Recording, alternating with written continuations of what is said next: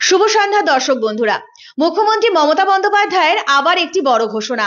সরকারি কর্মচারীদের জন্য অবশ্যই এই ঘোষণা একটা বড় প্রাপ্তি বটে, কারণ রাজ্য সরকারের তরফে নতুন করে আরো একটি ছুটির দিন ঘোষণা করা হলো।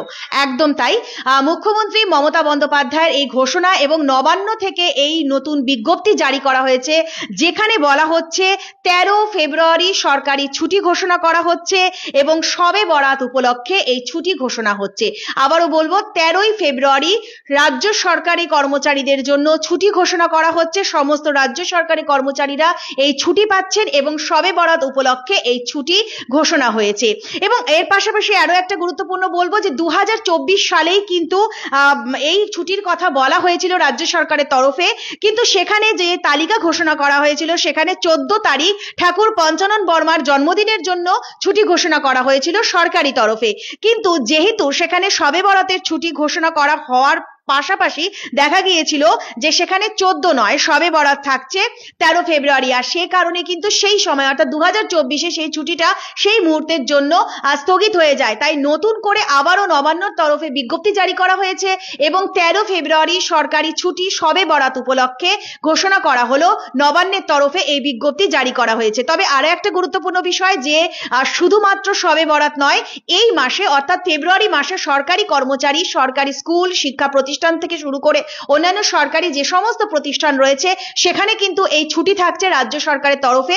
তবে শুধুমাত্র শবে বরাতের জন্য যে ছুটি ঘোষণা হয়েছে তা নয়, আরো একটি উপরি পাওনা রাজ্য সরকারি কর্মচারীদের জন্য, যে শবে বরাতের জন্য 13 তারিখে ছুটি পাচ্ছে, 14 তারিখে ঠাকুর পঞ্চানন বর্মার ছুটি থাকছে এবং শনি রবিবারও ছুটি থাকছে, অর্থাৎ পরপর 4টা দিন ছুটি পাচ্ছে সরকারি কর্মচারীরা। তো আবারও বলবো, 13 ফেব্রুয়ারি শবে বরাত উপলক্ষে রাজ্য সরকারের তরফে ছুটি ঘোষণা করা হলো এবং এটা নবান্নর তরফে আজ একটি বিশেষ বিজ্ঞপ্তি জারি করা হয়েছে। সেই বিজ্ঞপ্তিতে এটা বলা হয়েছে এবং যদি দেখা যায় যে নবান্ন থেকে এই সংক্রান্ত বিজ্ঞপ্তি জারির পর কিন্তু খুশির হাওয়া অন্তত সরকারি কর্মচারীদের সঙ্গে, কারণ সরকারি কর্মচারীরা যেখানে স্কুল, কলেজ, বিভিন্ন প্রতিষ্ঠান, বোর্ড, কর্পোরেশন, পুরসভা সহ সমস্ত সরকার পোষিত যে সমস্ত প্রতিষ্ঠান বা সংগঠন রয়েছে সেগুলো কিন্তু এই ছুটির আওতায় পড়ছে।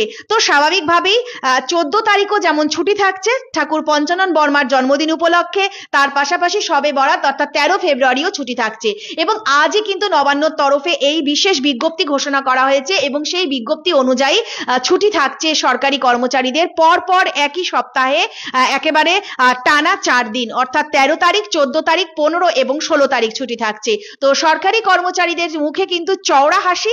তবে নবান্নের তরফে বা মুখ্যমন্ত্রী মমতা বন্দ্যোপাধ্যায়ের তরফে শবে বরাত উপলক্ষে এই ছুটি একটু উপরি পাওনা রাজ্যবাসীর পক্ষে, কারণ রাজ্যবাসী শবে বরাতের ছুটি একটু নতুন করে পেয়ে গেল।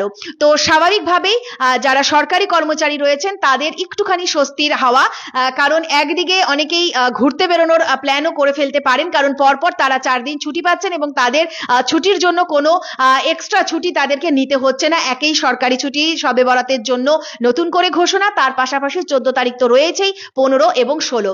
তাই আবারও কোনো আপডেট নিয়ে নিশ্চয়ই আপনাদের সঙ্গে ফের হাজির থাকবো। তবে নবান্নের তরফে এই নতুন বিজ্ঞপ্তি রাজ্যবাসীর কাছে একটু হলেও খুশির খবর তো বটেই।